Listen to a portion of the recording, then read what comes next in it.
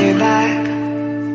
Are you gonna tell me where you went? All the messages. Aslema et bienvenue dans cette nouvelle vidéo sur ma chaîne. Je suis très heureuse de vous retrouver aujourd'hui comme promis pour vous présenter mes suggestions de lecture d'œuvres classiques. Cette vidéo s'adresse à tous bien sûr, mais surtout à ceux qui débutent avec ce type de lecture.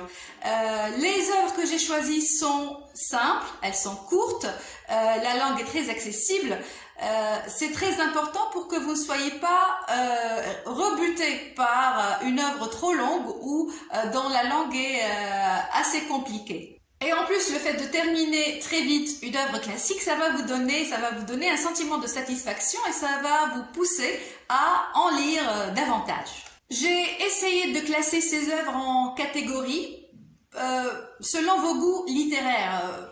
Pour moi, par exemple, ça serait inutile de lire une œuvre politique si vous êtes plutôt quelqu'un de romantique, mais juste dans un premier temps. Il serait bienvenu par la suite d'élargir votre horizon de lecture et de centre d'intérêt.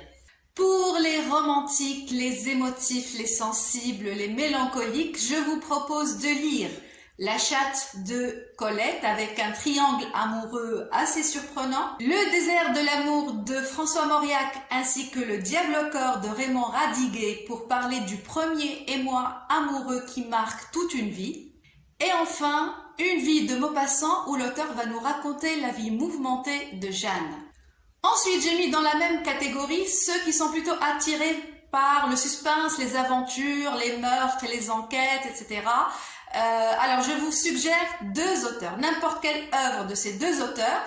Il s'agit de Jules Verne et d'Agatha Christie. Mais si j'avais à choisir, je vous proposerais par exemple Voyage au centre de la Terre de Jules Verne et 10 petits nègres d'Agatha Christie. Pour les personnes qui sont plutôt intéressées par la politique, par l'histoire, par la philosophie, je vous proposerai l'excellente fable politique de George Orwell, La ferme aux animaux. On ne peut parler de fable sans parler de La Fontaine, bien sûr.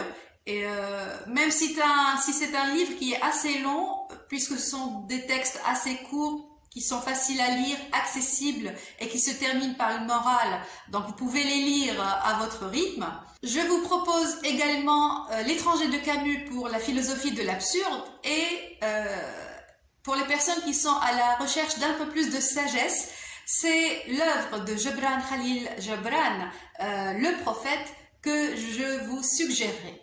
Voilà, cette vidéo est maintenant terminée, j'espère qu'elle vous a plu, j'espère qu'elle vous a donné des idées de lecture pour commencer, pour débuter avec les classiques. Vous verrez, ce sont des œuvres très variées, vous trouverez sûrement votre compte, elles sont faciles à lire et vous aurez lu un classique quand même. À très bientôt, au revoir.